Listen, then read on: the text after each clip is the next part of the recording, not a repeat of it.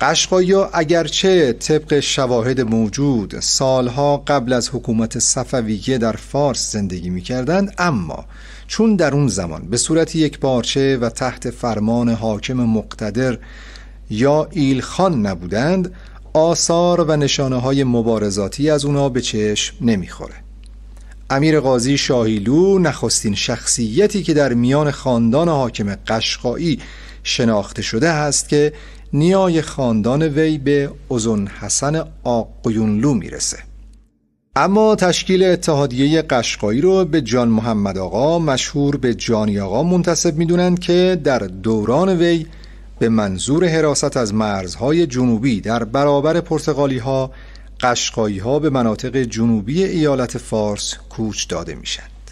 از این رو امام قلی خان گرجی حاکم فارس هنگام لشکرکشی به هرمز علیه پرتغالی ها بنا به امر شاه عباس صفوی، قشقایی ها امام قلی خان رو در این لشکرکشی همراهی کردند و قشقایی ها نقش عمده‌ای در شکست پرتغالی ها و اخراج اونا از خلیج فارس عهده‌دار میشن.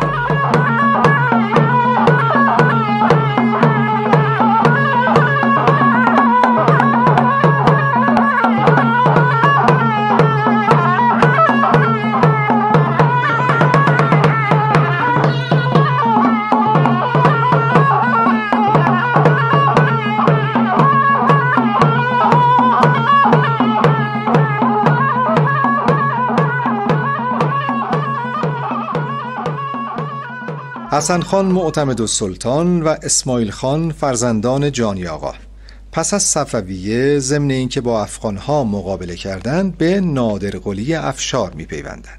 گفته میشه در لشکرکشی به هندوستان قشقایی ها در سپاه نادرشاه حضور داشتند و سواران قشقایی نیز در این جنگ نقش برجسته‌ای داشتند، اما بعد از مدتی مورد غضب نادرشاه قرار میگیرند و پس از مدتی با دسیسه‌ای که علیه قشقایی ها صورت میگیره معتمدالسلطان به قتل میرسه و اسماعیل خان هم نابینا میشه.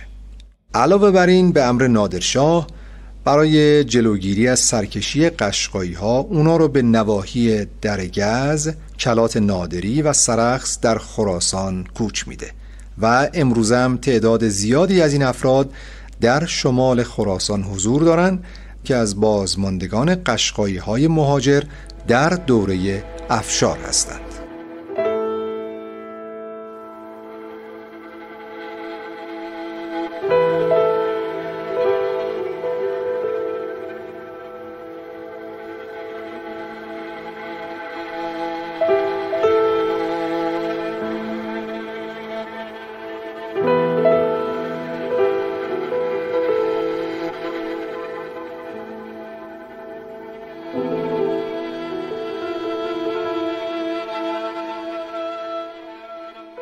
پس از قتل نادرشاه قشقایی ها به فکر بازگشت به فارس افتادند. اسماعیل خان و عده دیگری از سران قشقایی در نامه‌ای به کریم خان تقاضای بازگشت از خراسان و احیای سرزمین‌های اجدادی خود را در منطقه سمیروم کردند که مورد موافقت کریم خان قرار میگیره.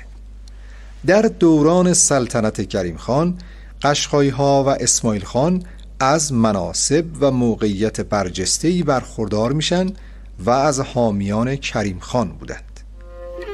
فسایی در کتاب فارسنامه ناصری می نویسه که اسماعیل خان قشقایی در دربار کریم خان بسیار با نفوذ بود و با توجه به یک نقاشی موجود از دربار زندیه این گمان پیش میاد مرد نابینایی که بلافاصله در سمت چپ کریم خان ایستاده کسی نیست جز اسماعیل خان قشقایی.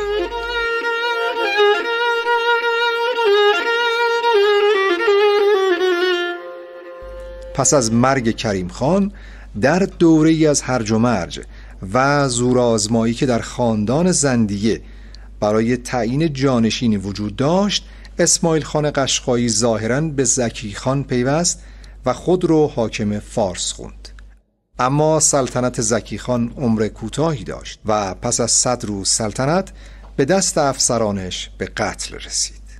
اسماعیل خان هم با توطئه‌ای یکی دیگه از مدعیان تاج و تخت یعنی علی مراد خان زند که عامل شکست زکی خان زند هم بود کشته شد.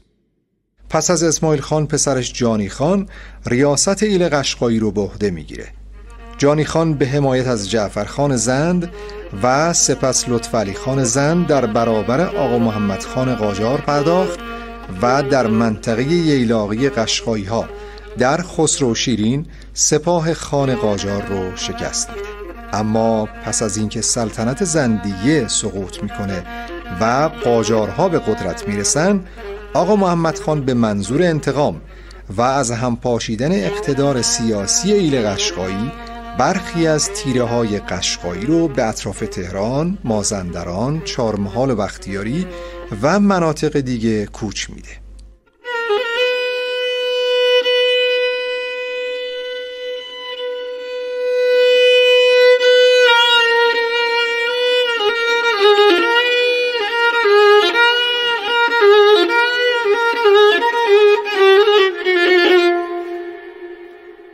با توجه به دوری قشقایی ها از پایتخت قاجار یعنی تهران، فرصت خوبی بود که قشقایی ها دوباره منسجم بشن که با پیوستن تیره‌هایی از اقوام لک و لر که پس از سقوط زندیه پراکنده شده بودند، ایل قشقایی تونست قدرتمندتر بشه. همزمان با پادشاهی فتحعلی شاه، جانی خان به منصب ایل خانیگری قشقایی و پسرش محمد علی خان به مقام ایل بیگی منصوب شدند. جانی خان در سال 1202 شمسی از دنیا رفت و پسرش محمد علی خان جانشین وی شد. محمد علی خان در فارس اقتدار زیادی به دست آورد. او ضمن ازدواج با دختر حسین علی میرزا فرمانفرما حاکم فارس عنوان ایلخانی مملکت فارس رو دریافت و علاوه بر ایل قشقایی، ایلات کهگیلویه، ممسنی، دشتی، دشتستان و تنگستان و سایر ایلات تحت ریاست وی در اومدند. اما به علت تمایل محمد علی خان به عباس میرزا ولیعهد و رقیب فرمانفرما، ایلخان قشقایی مورد غضب فرمانفرما قرار گرفت.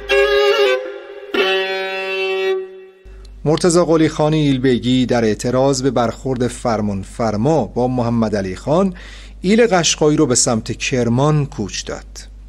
فرمانفرما برای اینکه از تصمیم قشقایی ها برای مهاجرت به کرمان جلوگیری کنه، محمد علی خان رو آزاد کرد، اما محمد علی خان از تصمیم ایلبیگی حمایت کرد. فرمانفرما با عده‌ای از رجال سرشناس فارس شیراز رو به مقصد کرمان ترک کرد.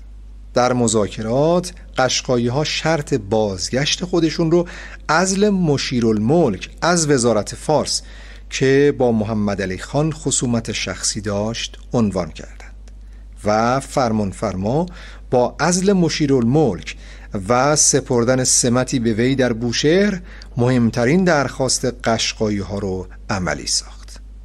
محمد علی خان ایلخانی پس از مصالحه با فرمانفرما فرمان حرکت ایل قشقایی رو به فارس صادر کرد، اما با مخالفت حاکم کرمان روبرو شد.